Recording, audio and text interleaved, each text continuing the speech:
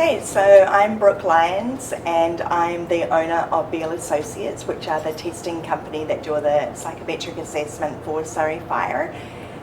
So in terms of what to expect, it's usually done of an evening and it takes about 3 hours, and it's basically a series of psychometric tests where we're assessing candidates, the way that they think, the way that they interact with people, the way that they problem solve, how they deal with stress, etc., etc. So a series of competencies that we know are related to firefighter performance. And we know this from a lot of research that's been done over the years about what constitutes a great entry-level firefighter. So with regards to the testing process itself, candidates go through a standardized battery of tests. We always start with a fairly easygoing personality questionnaire. Then we have a couple of time tests that look at mechanical reasoning, general problem solving. Then we have a couple of untimed personality questionnaires that are really getting a sense of who you are.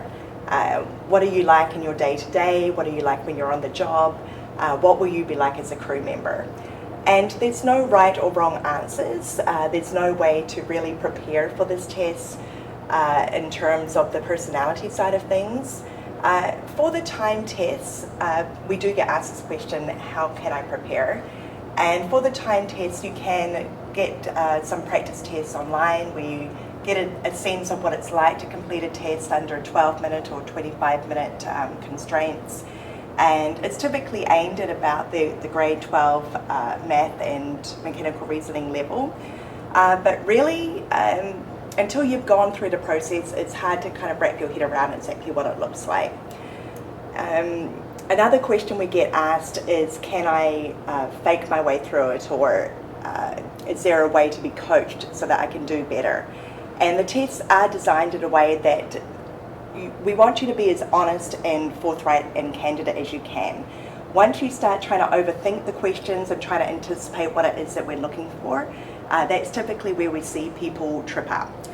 So they might try to make themselves look more courageous or brave or more willing to take calculated risks, but then it makes them end up looking less cooperative and less able to get on with a variety of people. So it's really important that when you go through the process that you don't overthink the questions and just go with your very first instinct. In terms of what the department ends up with at the end of the psychometric assessment, is we get everyone's results, we put them into our database, compare them with all the other candidates that have gone through in recent years, and that gives everyone a score on each of those 13 firefighter competencies. And depending on how much weight Surrey put on those competencies gives you one final score. And so we provide a graphical picture for each person based on where they fall on each of those competencies and that final score, and that's how the entire cohort is ranked. So you're really being compared with everyone that's sitting that test with you on that particular day. And Surrey typically do not go below the 50 percentile cutoff.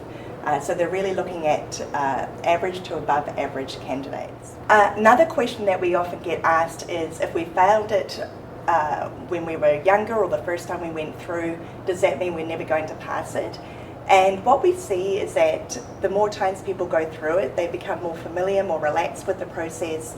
They stop overthinking questions, they tend to go with their first instinct more, and that's when we do see that people tend to get better the more times they go through.